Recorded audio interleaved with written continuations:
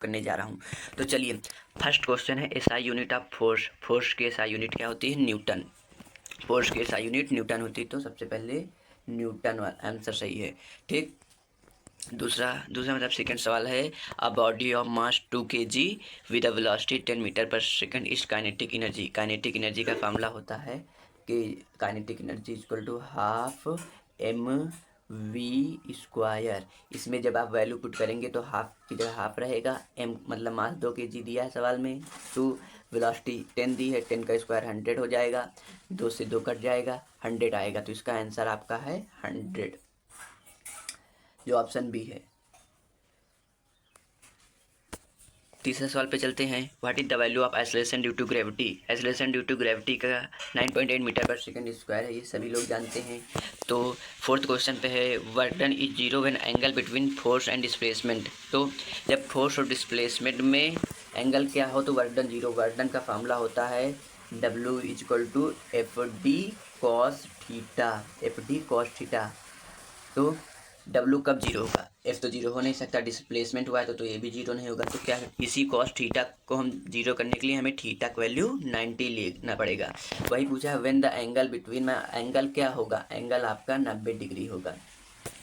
Fifth question पर आते हैं हम, the unit of momentum. Momentum की यूनिट क्या होती है? kg मीटर पर सेकेंड। क्या होती है? kg मीटर पर सेकेंड, ऑप्शन ए सही है। ठीक, अब आते हैं सिक्स क्वेश्चन पे, a force of 20 Newton act on a mass of 4 kg acceleration produce is. तो इसका फार्मूला तो पता ही है आप लोगों को, F इक्वल टू होता है एम में। ठीक, F की वैल्यू क्या है? 20 न्यूटन। एम का वैल्यू है 4 kg, और एक को हमको पता नहीं तो ए को हमको निकालना है। तो फोर्स इसको काटेंगे 5 बार में जाएगा, तो ए की वैल्यू आ गई 5। ठीक, तो इसका आंसर 5 हो जाएगा। तो सेवेंथ क्वेश्चन पे आते हैं, formula of kinetic energy. Kinetic energy का फार्मूला अभी मैंने बताया, क्या बताया है? Half M we square, half M we square, half M v. फिर से हम बताते रहे हैं, काइनेटिक एनर्जी का फार्मूला होता है, क्या होता है? हाफ, चलो ये पे लेते हैं, हाफ एम वी स्क्वायर। तो इसका आंसर क्या सही होगा? ये वाला, option C. Option C is right. आठवां क्वेश्चन है, a body is thrown vertically upward. Upward फेंका जा रहा है, तो इसमें हाईएस्ट पॉइंट पे क्या होगा? तो जब हम ऊपर किसी को फेंकते हैं, किसी ऑब्जेक्ट को, तो सबसे ऊपर मैक्सिमम पॉइंट पर जाएगा, तो वेलोसिटी उसकी जीरो हो जाती है। जैसे कोई बॉल फेंकें तो ऊपर जाएगी, जब ऊपर एक समय आएगा जो वो रुक कर फिर नीचे आएगी, तो वहाँ जब रुकेगी वहाँ पर उसकी वेलोसिटी जीरो हो जाएगी। इसलिए इसका आंसर सही है आपका, वेलोसिटी इज जीरो, ये ऑप्शन बी सही है। अब power is defined as, power का फार्मूला क्या होता है? पावर का फार्मूला होता है P equal to W by T, W by T. तो इस ये देखो, W ये हो गया अपॉन T ये हो गया, बी ऑप्शन आपका सही है। Question number 10, the SI unit of power. Power की एसआई यूनिट होती है वाट। क्या होती है? वाट। ये हम जो सवाल आप लोगों को करा रहे हैं, ये यूपी से नेट में आएंगे, इसमें से कुछ तो फंसेगा, 50% जरूर फंसेगा इसमें, तो आप लोग ध्यान पूरा पढ़ते रहिए।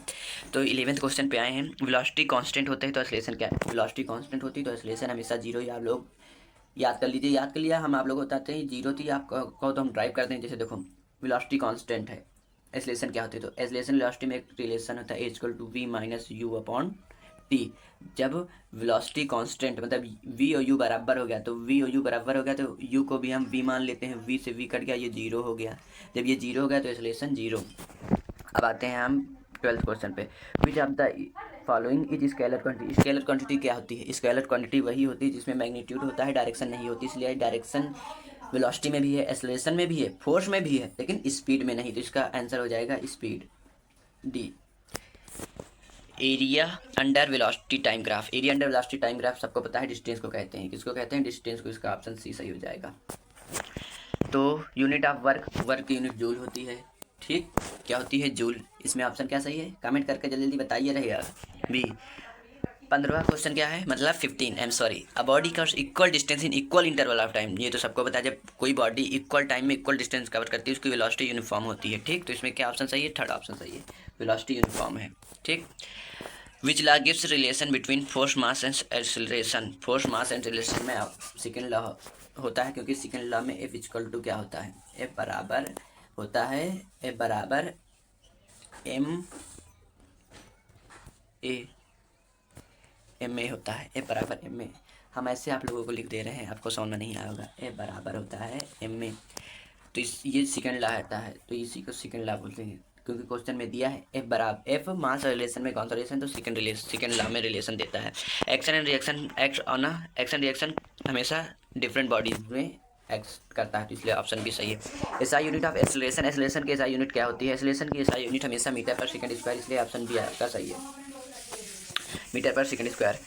The value of G on moon, देखो value of G on moon पूछा है, तो इसका तो साफ साफ है, जो अर्थ पे होता है मून का उसका 1/6 होता है। अर्थ पे क्या होता है, अर्थ पे होता है 9.8, तो मून पे उसको 6 से डिवाइड कर दीजिए, इसका आंसर आएगा 1.6, इसलिए ऑप्शन सी इसका राइट है।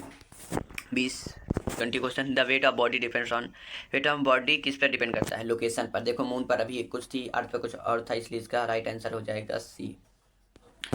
Potential energy depends on, potential energy का फॉर्मूला क्या होता है, पोटेंशियल एनर्जी का फॉर्मूला होता है mgh होता है, तो m कांस्टेंट, g कांस्टेंट केवल h पर डिपेंड करता है, इसलिए इसका राइट आंसर भी हो जाएगा, हाइट पर डिपेंड करता है। The unit of pressure, pressure की यूनिट हमेशा पास्कल होती है। If mass is double inertia will be, ये भी डबल होता है, ये मतलब कि इतने बेसिक सवाल सबको पता है, तो मतलब हम ऐसे डायरेक्ट बता दे रहे हैं। इनर्शिया जब डबल होगी तो मास डबल होगा, जब मास डबल होगा तो इनर्शिया डबल होगी, ये सब डायरेक्टली प्रोपोर्शनल है। Which instrument measures electric current, electric current के नापने के लिए हमें एमीटर की जरूरत पड़ती है। आप लोगों ने 10th में भी पढ़ा होगा, हाई स्कूल में, मतलब वही इंटर में, जैसे सब लोग कहते नहीं है 10th में पढ़े हो, हाई स्कूल के बाद इंटर करना पड़ेगा, समझ रहे हैं आप शायद। Ohm's law is given by, Ohm's law is given by, Ohm's law क्या, ओम्स लॉ होता है V equal to IR, IR, ये पहला ऑप्शन सही है। Unit of electric current ammeter, एकदम बेसिक्स वाली, यही मतलब सीनेट में सब बेसिक नहीं, कुछ बेसिक आ जाते हैं। रेजिस्टेंस डिपेंड ऑन, रेजिस्टेंस का फार्मूला होता है R equal to rho L by A.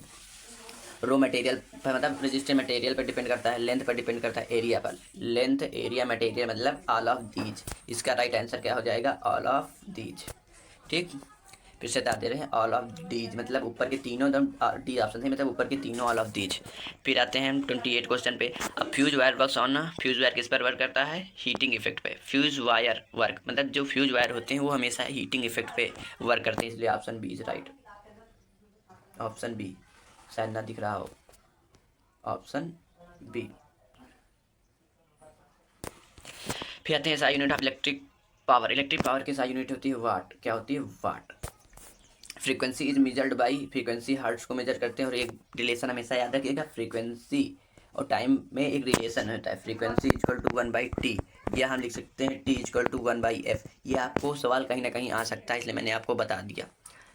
The period, the time period is, देखो वही सवाल आ गया, मैंने जो भी बताया था वही, देखो ये सवाल आते हैं, इसलिए टाइम पीरियड का जिस मैंने अभी बताया था, t equal to 1/f, 1/f का मतलब फ्रीक्वेंसी, फ्रीक्वेंसी, ये देखो बी ऑप्शन है, फ्रीक्वेंसी, देखो मैंने जो बताया वही आ गया, इसे frequency.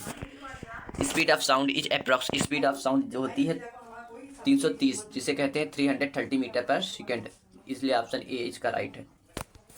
Which wave needs a medium, कौन सी वेव को मीडियम की रिक्वायर्ड होती है, इससे सबको होता है साउंड वेव। जैसे हम आप लोग, जैसे हम बोलते हैं, अगर इसमें मीडियम ना हो तो हमारे बगल जो खड़ा उसको भी नहीं सुनाई देगा, जैसे एकदम वैक्यूम हो कहूँ, एकदम मीडियम ही ना हो तो वहाँ नहीं सुनाई देगा। यूनिट ऑफ वेवलेंथ, वेवलेंथ क्या है, वेवलेंथ एक मापने वाली कोई वो माप, वेवलेंथ, वेवलेंथ जैसे होता नहीं, वेवलेंथ इतनी मीटर कितनी, तो इसका यूनिट मीटर होता है, ऑप्शन सी। तो 35 क्वेश्चन है। Lens use to correct myopia, myopia के लिए कॉनकेव लेंस यूज किया जाता है, कॉनकेव लेंस। और हाँ, हाइपर माइट्रोपिया भी आ सकता है, तो उसमें कॉन्वेक्स लेंस लगाइएगा। आप लोगों को मैंने दोनों बता दिया, इसलिए कन्फ्यूजन ना रहे। फिर unit of power of lens, power of lens का यूनिट क्या होता है, पावर ऑफ लेंस का यूनिट होता है डियोप्टर, और इसका फॉर्मूला होता है F equal to 1/d, 1/d, ठीक, F इक्वल टू 1/d होता है। फिर से मैं लिख के दे रहा हूँ, F इक्वल टू 1/d, ठीक, तो इसका ऑप्शन बी है, और मैंने रिलेशन भी आपको बता दिया है। अब आते हैं 37, the image of plane mirror, plane mirror की इमेज हमेशा वर्चुअल एंड इरेक्ट होती है, इसलिए ऑप्शन बी आपका, ऑप्शन सी आपका करेक्ट है, virtual and erect, virtual and erect, circle नहीं हो रहा है इस पर, चलो ठीक, ऑप्शन सी सही है, मैंने इस पर बोला, अरे ऑप्शन, अब तो हम ये कर ही रहे हैं, ऑप्शन सी इसका करेक्ट, ठीक। आते हैं हमारे 38वें सवाल पे। 38वां सवाल आपका क्या है, focal length of plane mirror. Focal length plane mirror का हमेशा इन्फिनिटी होती है। क्या होती है, इन्फिनिटी। ये option B right, infinity B आपका सही है।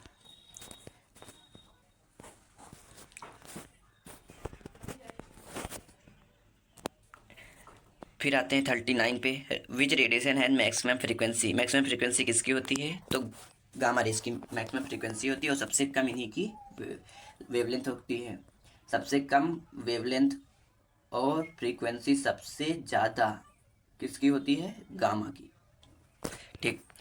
40 क्वेश्चन पे आते हैं। Unit of charge. चार्ज की यूनिट होती है कूलाम। क्या होती है, कूलाम। कूलाम। तो आते हैं 41 क्वेश्चन पे। 1 kilo watt hour equal to होता है 3.6 into 10⁻6 joule. 3.6 into 10⁻6 joule, option B is right. और अब आते हैं 42 क्वेश्चन पे। AC frequency in India. हाँ, तो ये बहुत इंपॉर्टेंट बात है, मैं बताने जा रहा हूँ। एसी जो होती है इंडिया में वो 50 हर्ट्स की आती है इंडिया में, और अमेरिका में वही 60 हर्ट्स की आती है। तो आपका इंडिया में पूछा, इसलिए option B is correct. Transformer works on transformer हमेशा फराडे लॉ पे वर्क करता है। आप लोगों को तो पढ़ाया गया है इंटर में, आप लोगों को भी याद होगा ये। न्यूक्लियर एनर्जी से ऑब्टेन्ड फ्रॉम। न्यूक्लियर एनर्जी कहाँ से मिलती है आपको, न्यूक्लियर एनर्जी हमें फिजन से मिलती है। कहाँ से मिलती है, फिजन से। ठीक। मास ऑफ इलेक्ट्रॉन क्या होता है, मास ऑफ इलेक्ट्रॉन होता है, मास पूछा इलेक्ट्रॉन का, इसलिए 9.1 इंटू 10⁻−31 kg। तो इसका ऑप्शन ए सही हो गया। क्या हो गया, ऑप्शन ए। अब 46 प्रोटॉन है चार्ज। प्रोटॉन पर कौन सा चार्ज होता है, प्रोटॉन पे होता तो पॉजिटिव, लेकिन मैं अभी इसका ट्रिक आपको बताने जा रहा हूँ। तो देखिए, आप एक वाक्य लिख लीजिए। क्या लिख लीजिए, शायद बहुत लोगों को पता हो। ईंट पर नाच। ईंट पर नाच, तो इससे क्या होता है, ये ई से होगा इलेक्ट्रॉन और टी से होगा थॉम्सन। थॉम्सन। तो इलेक्ट्रॉन की खोज थॉम्सन ने की है। पी से होता है प्रोटॉन। प्रोटॉन की खोज किसने की है, रदरफोर्ड ने। अब देखो, ना या ना से होता है न्यूट्रॉन। और फिर यहाँ चाय, चे से चेडविक ने की है। अब सब पता चल गया, इलेक्ट्रॉन का किया है थॉम्सन ने, प्रोटॉन का किया रदरफोर्ड ने, न्यूट्रॉन का चेडविक ने किया है। तो प्रोटॉन है चार्ज, प्रोटॉन पे कौन सा चार्ज है, पॉजिटिव। ये देखो, न्यूट्रॉन वाज डिस्कवर्ड, देखो वही बात आ गई, वही बात आ गई, मैंने जो बताया था। न्यूट्रॉन वाज डिस्कवर्ड भाई, देखो ईंट पर नाच, नाच चाया तो चेडविक ने किया। ठीक। Which are not renewable resource, मतलब जो दोबारा यूज़ ना किया जाए। नॉन रिन्यूएबल मतलब नॉट रिन्यूएबल मतलब जो दोबारा यूज़ ना किया जाए, उसको हम कहते हैं क्या, कोल। कोल को हम दोबारा यूज़ नहीं कर सकते हैं। और ऊपर जो दो हैं और नीचे एक वाटर, इस सबको हम दोबारा यूज़ कर सकते हैं। ऐसा यूनिट ऑफ मैग्नेटिक फील्ड सबको पता है, टेस्ला, बच्चा को Tesla. Light year is a unit of, light year हमेशा डिस्टेंस की यूनिट होती है। ठीक। और इसी तरह की आपको वीडियो, जैसे केमिस्ट्री की, बायो की, नर्सिंग, एप्टीट्यूड की, इंग्लिश की, मैं बहुत ही सिंपल लैंग्वेज में बहुत ईजी तरीके से पढ़ा दूंगा। सब अच्छे से पढ़ाऊंगा, जो आते हैं वही पढ़ाऊंगा। और इस चैनल पर आपको अपडेट मिलती रहेंगी। अब जो मैंने पिछले वीडियो को डाली वो इससे रिलेटेड नहीं, लेकिन अब से मैं जो वीडियो डालूंगा सब इसी से रिलेटेड है। मेरे चैनल को सब्सक्राइब कर लीजिए, लाइक कर लीजिए, ताकि कि आपको जो 6 जून का आपका एग्ज़ाम है, आपका KGMU का सपना पूरा हो जाए। मैं सिलेक्टेड हूँ बट नॉट अ KGMU, लेकिन 2 नंबर से मैं रह गया था, इसलिए मैं आप लोगों को वो गलती करने के लिए नहीं बोल रहा हूँ। मेरे पास सारे वो हैं फाइल जो मैंने नोट्स बनाए थे, वो सब मैं PDF के फॉर्म में आपको डोनेट कर रहा हूँ। इसलिए जैसा आपको लगे आप सब्सक्राइब कर लेंगे तो आप ही का फ़ायदा होगा। मैंने अभी बहुत हैं, इसलिए धन्यवाद।